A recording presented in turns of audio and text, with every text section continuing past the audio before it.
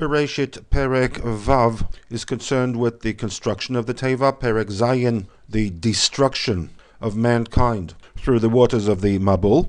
And in Perek Chet we have the aftermath to the Mavul, in which the waters from both above and below cease. The Teva comes to rest upon Har Ararat. We are told that Noach opens up the Chalon of the Teva, sends out the first bird, the Orev, phonetically connected to the raven.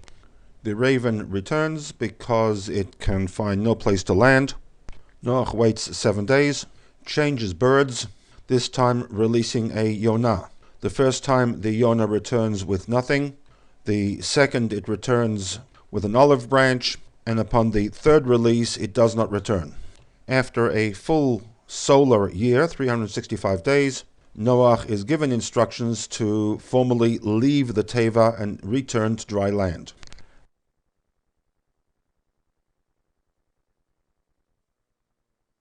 Following his return to dry land, Noach acknowledges his salvation by offering korbanot of thanksgiving over the fact that he was saved from the virtual destruction of mankind. God is pleased with this expression of humility and makes a commitment that Lo osif lekalel od et ha'adama ba'avur ha'adam. I will not continue to curse the ground on account of man. Ki yetze lev ha'adam ra min urav.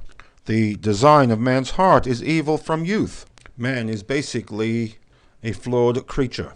God then goes on to clarify this commitment, that od kol yemei haaretz, while the earth exists, lo yishbotu, God will not cause a cessation to the 6 seasons of zera v'katzir, kor v'chom, kayitz v'choref. There is also a commitment of v'lo yishbotu yom v'layla. There will not be a cessation of day and night.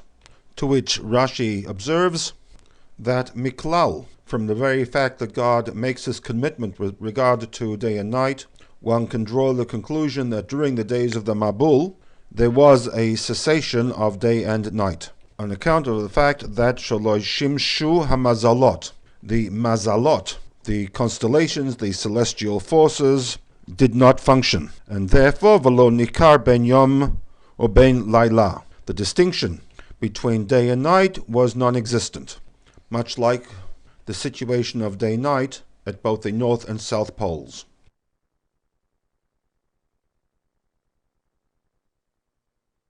Rashi's assertion that during the days of the Mabul there was no discernible difference between day and night is problematic in that it seemingly conflicts with his Chalon interpretation for the Tzohar. In a nutshell, the problem facing Rashi is that if we are to assume that there was no sun activity throughout the Mabul period, a total blackout, why is there a need for a Chalon? This difficulty, along with a number of others, is raised by the Mizrahi in his super commentary to Rashi. Other concerns raised by the Mizrahi: birds do not fly in pitch darkness. Secondly, Noach functioned within a timeline. For example, after 40 days he sends out the raven. There are 3 cycles of 7 days each for the Yonah, all of which requires a day-night system for the determination of time. Based upon the above, the Mizrahi notes anomalies with Rashi's thesis based upon the Medrash Rabbah that there was a total blackout during the days of the Mabul.